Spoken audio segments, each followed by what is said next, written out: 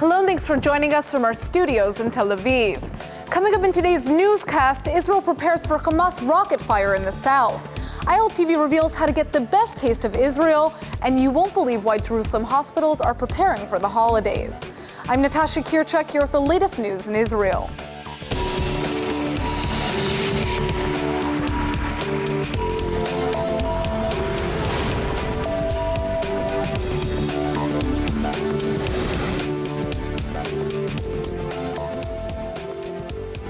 An Israeli soldier is under investigation for shooting and killing a Palestinian terrorist in Hebron on Thursday. Hundreds of Israelis are protesting in solidarity with the soldier, who they claim was defending himself. On Thursday, 2 Palestinian men attacked Israeli troops near Hebron and managed to stab and wound 1 soldier before being neutralized. One of the assailants was shot and killed on the spot, and a video later emerged showing an Israeli soldier shooting and killing the second after he lay wounded on the ground.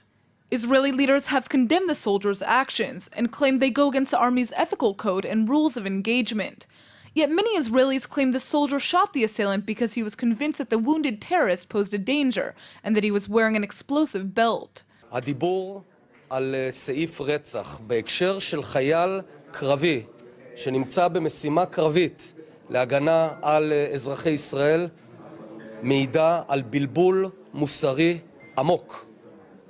חייל בשדה הקרב, במקום מסוכן, לא יכול להישפט על סעיף רצח.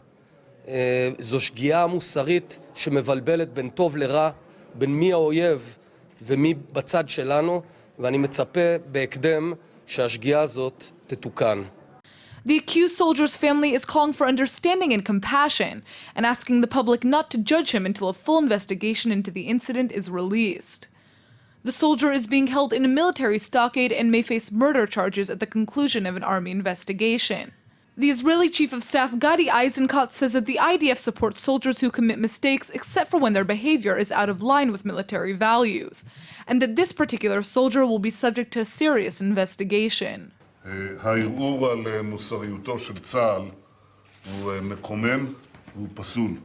חיילי צה"ל, הילדים שלנו, שומרים על ערכי מוסר גבוהים, שעה שהם נלחמים באומץ לב ומרצחים צמאי דם בתנאים מבצעיים קשים. אני בטוח שבכל מקרה, וגם במקרה הנוכחי, הבדיקה לוקחת בחשבון את כל התנאים, אלה ואחרים. על כולנו לגבות הרמטכ"ל, את צבא הגנה לישראל ואת חיילינו ששומרים על ביטחוננו. As a wave of violence continues in Israel, the Jewish state has been ranked as the 24th country that's most affected by terror. It's clear that Israel is feeling the heat. Over the weekend, the IDF deployed Iron Dome batteries in southern Israel to protect the country from Hamas rockets. At the same time, Israeli police are on high alert in East Jerusalem after arresting 4 Palestinians attempting to join the Islamic State. The Institute for Economics and Peace has just released a new global terrorism index, and it looks like Israel is high up on the list. Out of 162 nations, the tiny Jewish state is the 24th to be most affected by terror. In 2015, Israel experienced 260 terror attacks, 20 fatalities, and 115 injuries. Iraq was ranked as the worst-hit country, with almost 10,000 fatalities from terror attacks in 2014.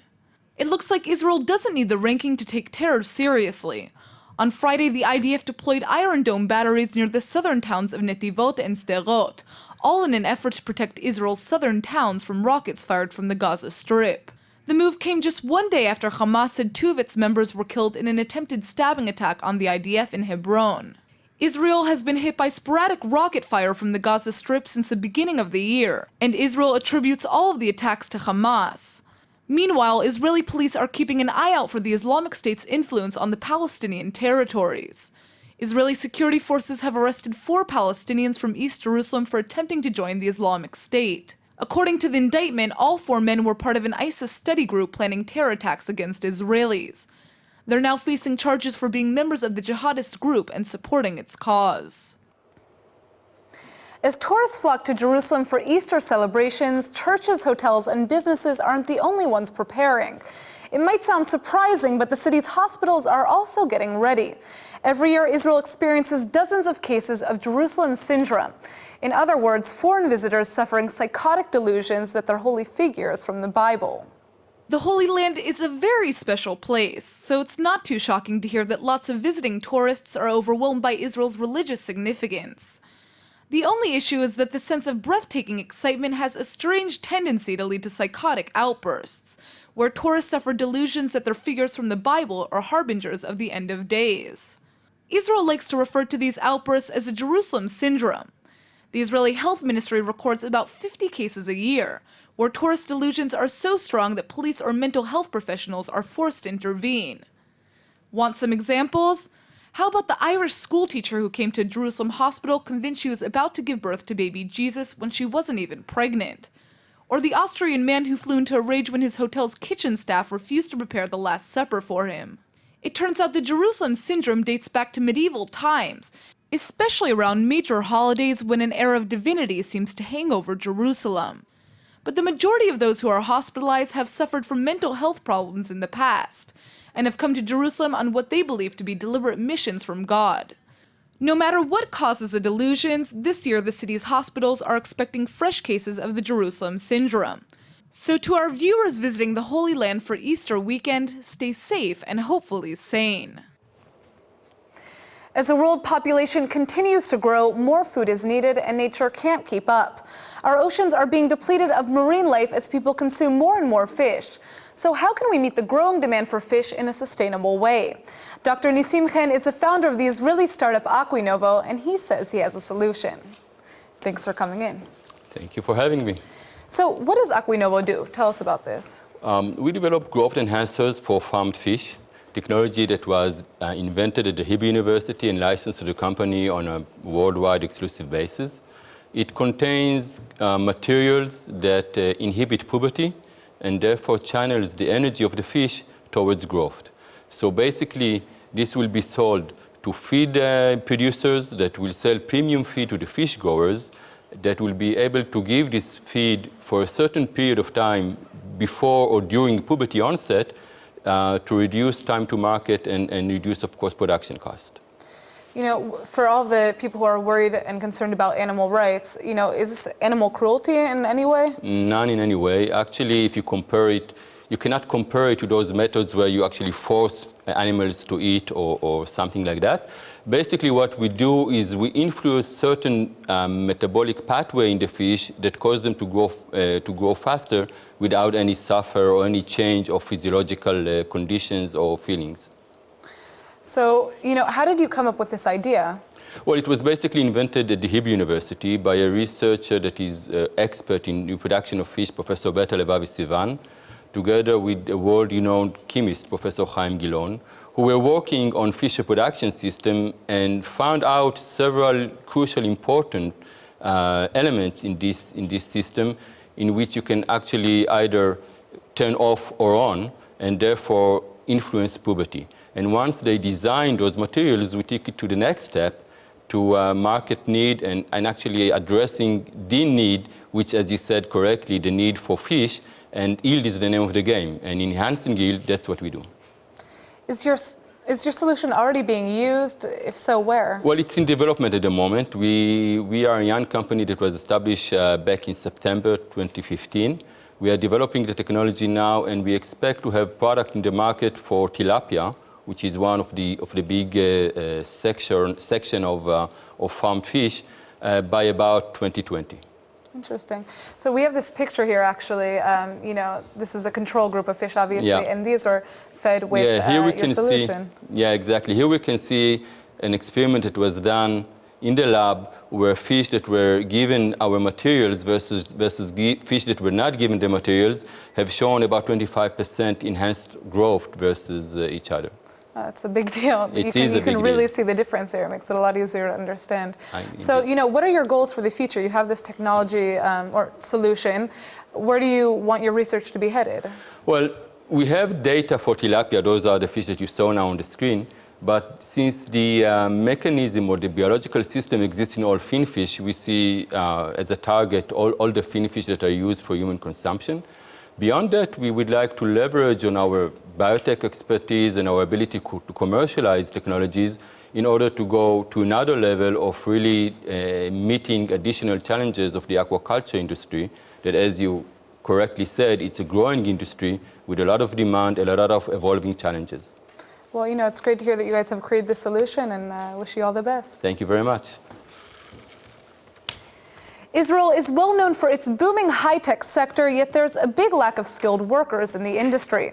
It turns out the country has found an answer to the problem that will promote coexistence and boost the economy. Israel's now heavily recruiting workers from its Arab population, and the Israeli government has plans to make Nazareth the latest tech hub. There's currently 120,000 people working in Israel's high-tech sector, and only 3,000 of them are Arab. It might not sound like a lot, but that's already 10 times the amount of Arab Israelis that worked in the sector in 2007, and their growing participation is definitely a good thing. The employment company Tzofen works to help boost the number of Arabs working in high-tech, and the company says Israel needs at least 5,000 more high-tech engineers per year, so it looks like the Arab sector could be the perfect answer. The company says promoting more Arab involvement in the industry not only teaches coexistence, but it's also a smart business move. Israel's Ministry of Economy and Industry is also pushing high-tech companies to work out of Nazareth and integrate more Arab workers, even though there's still some challenges to overcome. For example, most Arab Israelis don't serve in the army, so they enter the workforce at a younger age and with less experience than their Jewish peers, who are usually graduates of army intelligence units. But despite the challenges, Arab Israelis have a lot to benefit from working in high-tech. The move could not only help Israel's technology keep advancing, it's also a way to bring revenue into the Arab sector, which is usually one of the poorest sections of the population.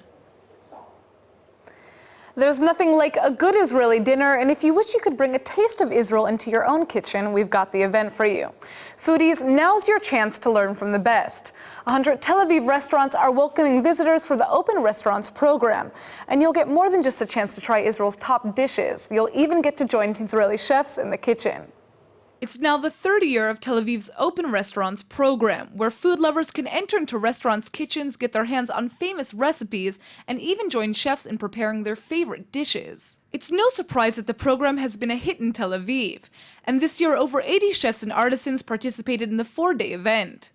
In just 3 years of operation, the program has involved 118 restaurants and 2,600 participants. In fact, it's been so successful that the program's organizers are planning to go global. If all goes as planned, Open Restaurants may be popping up in Amsterdam, and it's only expected to keep growing. In Israel's current program, participants can go to restaurants and often help chefs prepare their signature dishes. The idea is that participants can get a real feel for the restaurant and what makes it special. For example, if a restaurant makes everything from scratch, then participants can see what it takes to come up with all of their dishes. Now, if you love cocktails, Open Restaurants could also be the event for you. Places like Tel Aviv's Aria restaurant also serve cocktails with each food course they make, so come prepared to eat and drink. Bottom line is, if you want a real taste of Tel Aviv, you can literally bite into its cuisine and learn a few new cooking skills along the way. All this talk about Israeli food brings us to our Hebrew word of the day, charif, which means spicy in Hebrew. Charif is a word you'll definitely want to know if you're going to a restaurant in Tel Aviv.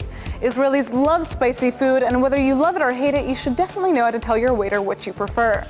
Now, like most Hebrew words, charif is also used in Israeli slang. If someone has a strong personality or can be a little crazy, you can call them charif.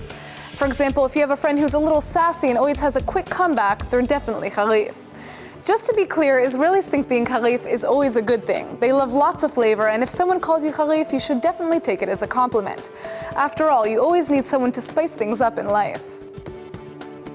Let's go ahead and take a look at the weather forecast. It's the beginning of a new week, and it looks like Easter Sunday is pleasant with a high of 65 degrees. Monday is expected to be rainy and windy, but the temperature should stay around 65. The mild weather should continue into Tuesday with sunny skies.